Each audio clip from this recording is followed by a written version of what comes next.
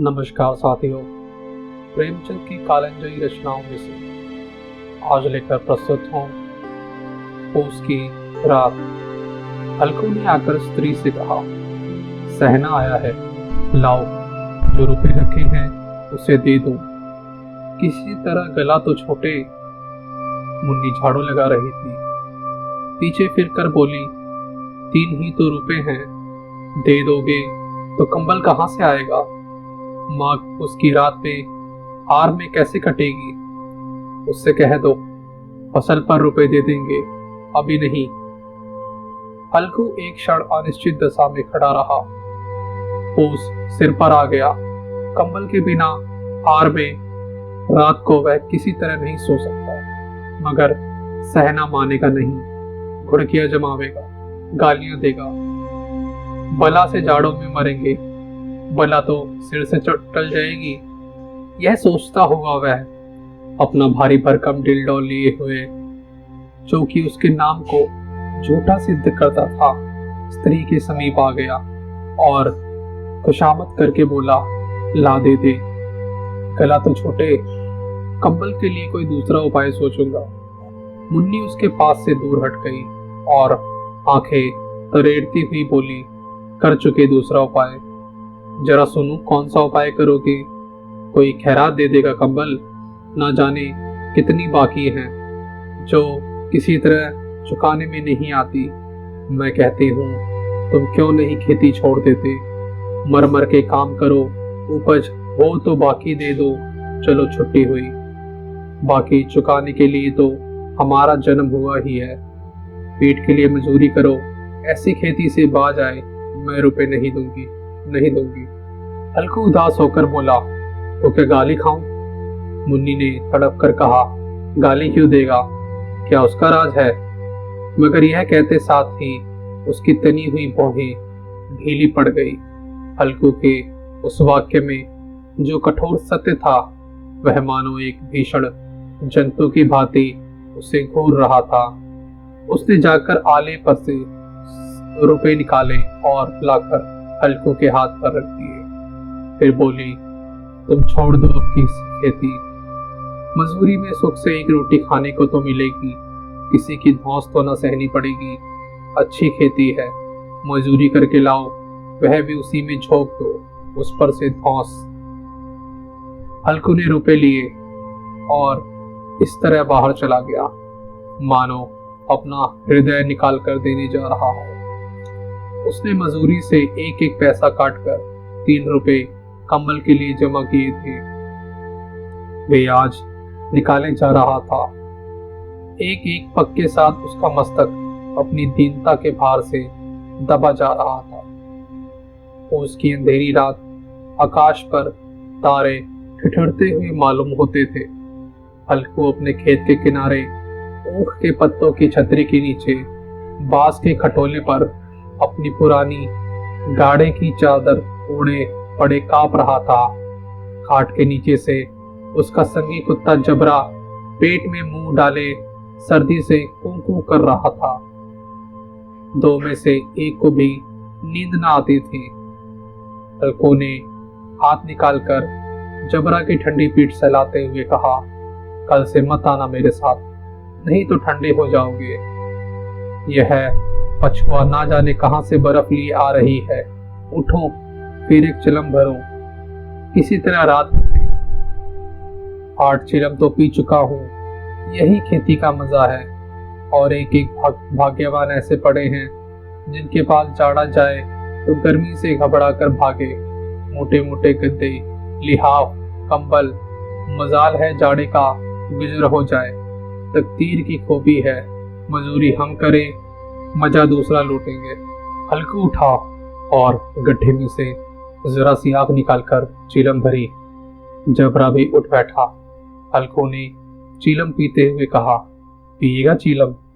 जाड़ा तो क्या जाता है, हाँ जरा मन बहल जाता है। जबरा ने उसके मुंह की ओर से प्रेम से छलकते हुई आंखों से देखा। हल्कू, आज और जाड़ा खा ले, कल से मैं यहाँ पुआल बिछा दूंगा, उसी में घुसकर बैठना, तब जाड़ा न लगेगा। सहसा जबरा ने किसी जानवर की आहट पाई। इस विशेष आत्मीयता ने उसमें एक नई स्फूर्ति पैदा कर दी, जो हवा के ठंडे झोंकों को तुच्छ समझती थी।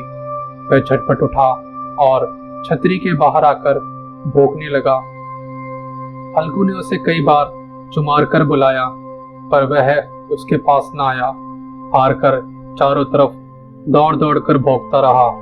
एक क्षण के लिए आ भी जाता तो तुरंत ही फिर दौड़ पड़ता।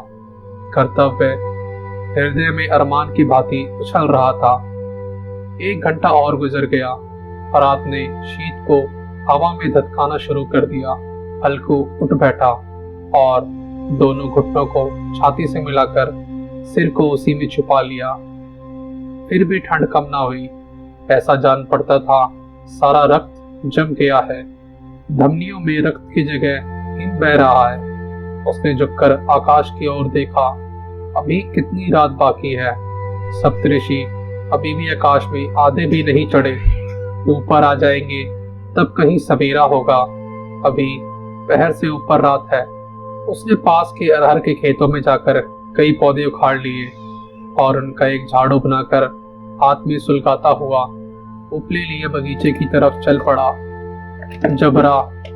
जबरे ने उसे आते देखा तो पास आया और दुम हिलाने लगा। थोड़ी देर में अलाव जल उठा।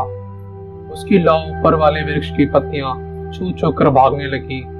उस अस्थिर प्रकाश में बगीचे के विशाल वृक्ष ऐसे मालूम होते थे मानो उस अथाह अंधकार को अपने सिरों पर संभाले हुए हैं।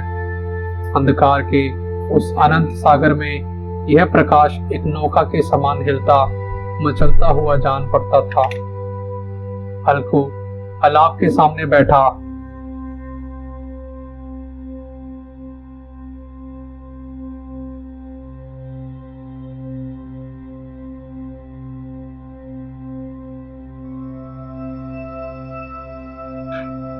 आग ताप रहा था। एक क्षण में उसने दोहर उतार कर बगल पे दबा ली और दोनों पांव फैला दिए, मानो ठंड को ललकार रहा हो। तेरे जी में जो आए सो कर। ठंड की असीम शक्ति पर विजय पाकर वह विजय गर्व को हृदय में छुपा न सका। पत्तियां जल चुकी थी। बगीचे में फिर से अंधियारा छा गया और राख के नीचे कुछ कुछ आग बाकी थी, जो हवा का झोंका आ जाने पर जाग उठती थी, पर एक क्षण में फिर आंखें बंद कर लेती थी। हल्कू ने फिर चादर ओढ़ ली और गर्म राख के पास बैठा एक गीत गुनगुनाने लगा। उसके बदन में गर्मी आ गई थी।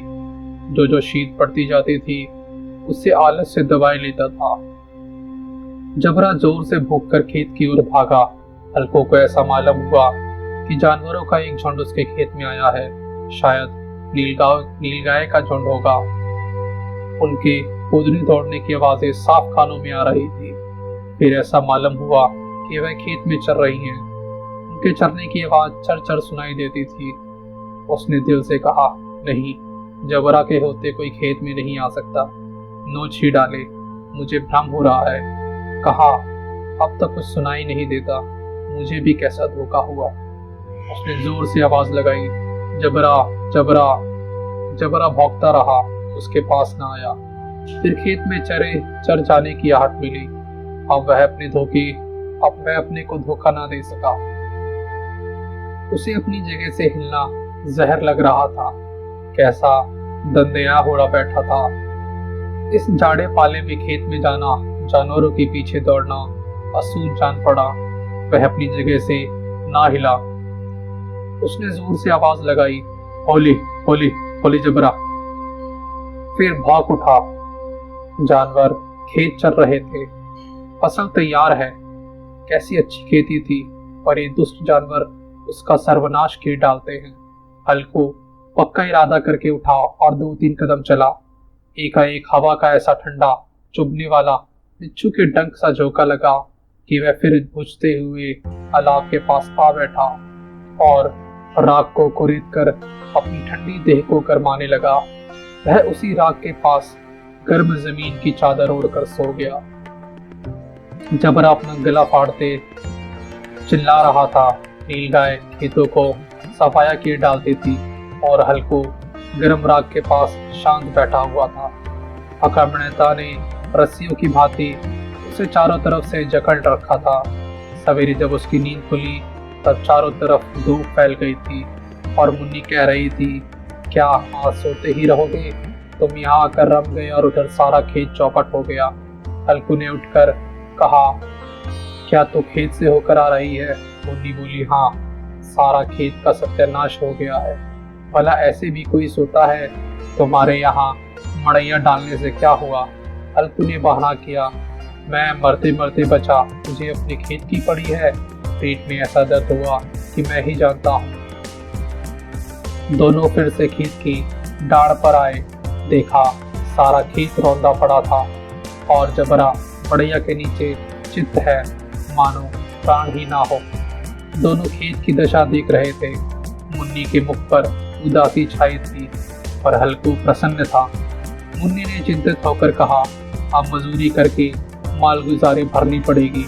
हल्कू ने प्रसन्न मुख से कहा, रात की ठंड में यहाँ सोना तो नहीं पड़ेगा। धन्यवाद साथियों।